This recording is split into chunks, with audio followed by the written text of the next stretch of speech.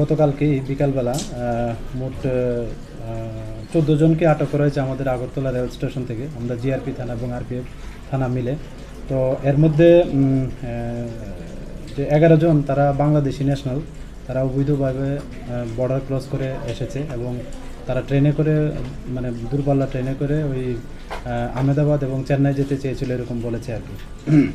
আর আমরা তাদেরকে সহযোগিতা করছিল মানে আসা যাওয়াতে, এরকম আমরা 3 জন আমাদের যে ইন্ডিয়ান টাউট ওনাদেরকেও অ্যারেস্ট করা হয়েছে, মোট 14 জন। হ্যাঁ, আজকে তাদের মহামান্য আদালতে প্রেরণ করা মানে হচ্ছে এবং পুলিশ রিমান্ডও চাওয়া হবে। তাদের কাছে কি কিছু সন্দেহজনক কিছু পাওয়া গেছে? সন্দেহজনক এমনিতে তো প্রত্যেকের কাছে স্মার্ট মোবাইল ফোন আছে তো, এবং কিছু ইন্ডিয়ান কারেন্সি এবং বাংলাদেশি কারেন্সি এবং কিছু বাংলা ডকুমেন্টও পাওয়া গেছে।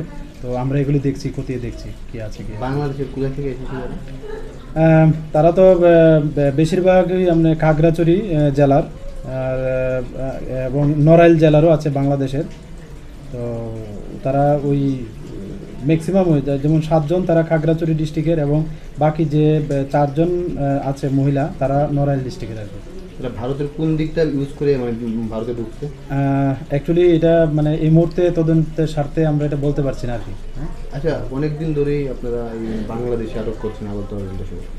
তাদের এই জিজ্ঞাসাবাদের পরে রিমান্ডে আনার পরে মানে কি কারণে তারা বাংলাদেশ থেকে ভারতে আসছে কিছু পাওয়া গেছে? বেসিক্যালি তো মানে তারা বলছে যে কাজ করার জন্যই তারা এদিকে আসছে। তো আবার কিছু বলছে পার্লারের কাজও মানে করতে যাবে এরকম বলছে। বিভিন্ন যে তাদেরকে যে দালাল ধরে মানে পাঠাচ্ছে, তো এগুলিও সন্দিগ্ধ বিষয়। তো আমরা এগুলিও খতিয়ে দেখছি এবং আমাদের এই বিষয়ে আমাদের যে সিস্টার এজেন্সি আছে তাদেরও সহায়তা নিচ্ছি আর কি। যে 3 জন ভারতীয় টাউটকে ধরা হয়েছে তারা কি আগে এই কাজের সাথে জড়িত ছিল? আগে আমরা তাদের যে লোকাল পিএস আছে আমরা ওনাদেরকে মানে মেসেজ দিয়েছি তারা অন্য কোনো কেসে ইনভলভ আছে কিনা।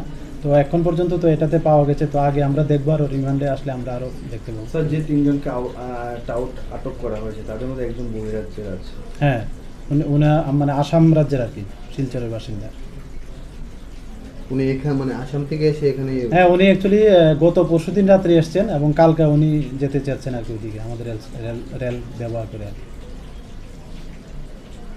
Thank you.